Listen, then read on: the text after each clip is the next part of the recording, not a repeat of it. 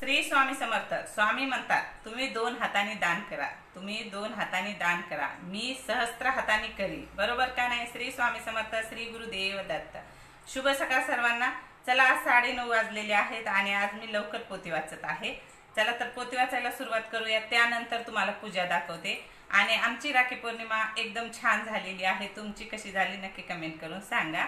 आणि मी स्वामींनाच राखी बांधलेली आहे. पहिले गणपती बाप्पा, नंतर बालकृष्ण, नंतर स्वामी महाराज. आणि भद्रा काळामध्ये मी देवांना सुद्धा राखी बांधलेली नाही.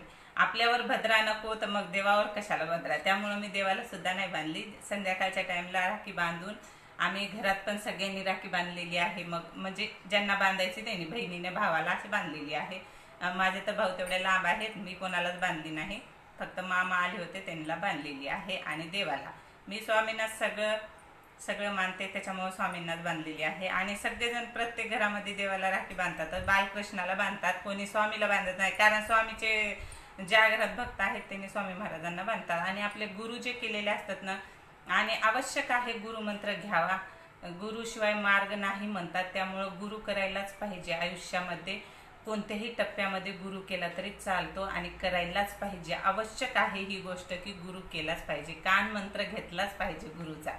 चला पोथी वाचायला सुरुवात करूया वेळ न घालवता.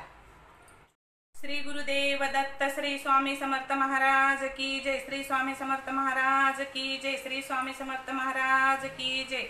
आज आहे 8वा अध्याय. चला तर सुरुवात करूया. ओम श्री गणेशाय नमः. श्री सरस्वती नमः. श्री गुरुभ्यो नमः. श्री कुलदेवताय नमः. श्री पाद श्री वल्लभ श्री नरसिंह सरस्वती दत्तात्रय सद्गुरुभ्यो नमः.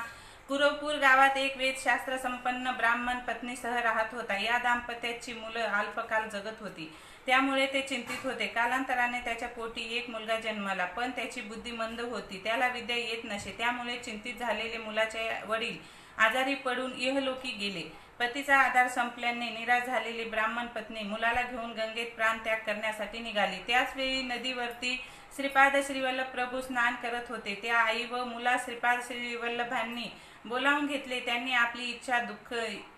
आपली दुःखद कहाणी प्रकट केली. यावर श्रीपाद श्रीवल्लभांनी मातेला काय इच्छा आहे अशी विचारणा केली. त्यावेळी मातेने सांगितले, माझा मुलगा ज्ञान संपन्न व्हावा, त्यासाठी मी कोणतेही व्रत करेन.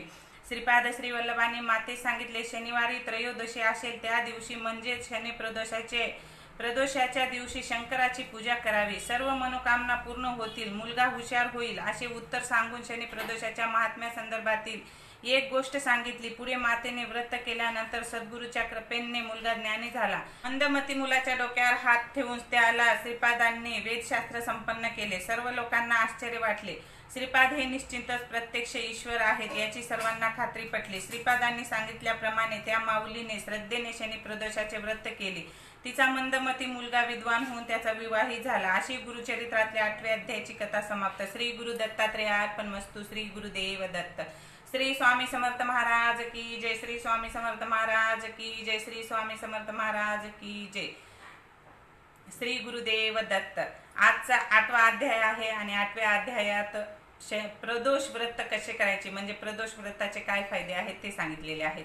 प्रदोष हे महादेवाचंच व्रत आहे. जसे 16 सोमवार करतात तसं हे एक व्रत आहे प्रदोष व्रत.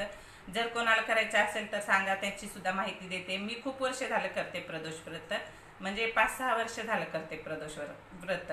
आणि शनिवारचा प्रदोष व्रत जे असते ना, ते केल्याने ज्यांचे मुलं मंद असतात, बुद्धी कमी असते, त्यांच्यासाठी हे व्रत आहे. आणि तसं तर महिन्यातून 2 प्रदोष येतात.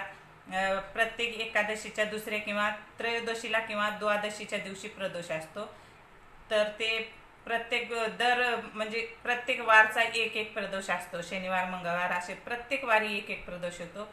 आणि प्रत्येक प्रदोषाचे वेगवेगळे महत्व आहेत. तुम्हाला प्रदोष करायचा आहे त्यांनी कोणत्याही एकादशी पासून करू शकतात. एकादशीच्या दुसऱ्या किंवा तिसऱ्या दिवशी, कधी तिसऱ्या दिवशी येतो त्रयोदशीला, कधी द्वादशीला येतो. आणि प्रत्येक वारचा एक प्रदोष असतो आणि प्रत्येक वाराची वेगवेगळी कहाणी आहे, त्याचे महत्व पण आहेत. कोणत्या वारचा प्रदोष केल्यानं काय होतो आणि कोणत्या वारचा प्रदोष केल्यानं काय होतो हेच माहिती असते. जर तुम्हाला करायचे असेल प्रदोष व्रत तर नक्की कमेंट करून सांगा, मी तुम्हाला त्याची पण माहिती देईल. आणि माझ्याकडे त्याची पोथी पण आहे. प्रदोष म्हणजे प्रत्येक प्रदोषला काय करायचं, पूजा मांडून पोथी वाचायची असते. तर ती पोथी पण भेटते, आपण देवाला गेलोत ना कुठं पण भेटते. प्रदोष व्रत सप्तकथा म्हणून आहे, ते प्रदोष व्रत सप्तकथामधून. आणि माझे पोरांनी राखी बांधली बघा काल मला मुलाने, म्हणजे पुतण्या माझा अथर्व आहे ना ते छोटासा माझा, त्यांनी बांधली राखी मला. त्याच्या बहिणीला काल ओवाळणी टाकली ना, तर म्हणताय तिला कसे पैसे दिलेस, म्हणताय मलाही दे. तर मी म्हणलं तुला कशाचे पैसे द्यायचे, तू काय राखी बांधला काय? म्हणलं नाही म्हणे मी तुला राखी बांधतो चल. आता त्याने मला ओवाळून औक्षण करून राखी बांधली आतापर्यंत कोणीच नाही बांधली बरं का, त्यांनी बांधली मला. खरंच खूप छान आहे. चला पूजा दाखवते. आजची पूजा रोजची तर असते, फक्त फुलाची सजावट करते मी, मला आवडते फुलाची. आणि ही आपली देवपूजा. तर ही बघा पूजा. आणि पोती मी अशी ठेवीत असते, इथंच ठेवीत असते रोजची रोज. आणि पाणी ठेवलेलं आहे स्वामी महाराजांना. हे बघा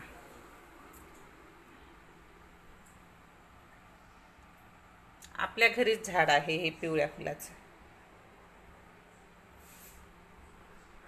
आणि हे पिवळे फुलं जे आहेत ना, आपल्या घरीच झाड आहे, समोर झाड आहे, मोठं झाड आहे. आणि खूप लोक नेतात त्याची फुलं. आम्ही उठायच्या अगोदर खूप लोक, खूप आता गणपती मंदिराच्या बाजूला आमच्या तर हे केलेलं आहे, महादेवाचं मंदिर बांधले, मूर्ती पण म्हणजे शिवलिंग स्थापन केले आता ह्या उन्हाळ्यामध्ये. तर बायका रोज जातात ना महादेवाला, तर इतके फुलं नेतात ना, सगळे फुलं नेतात तोडून खालचे.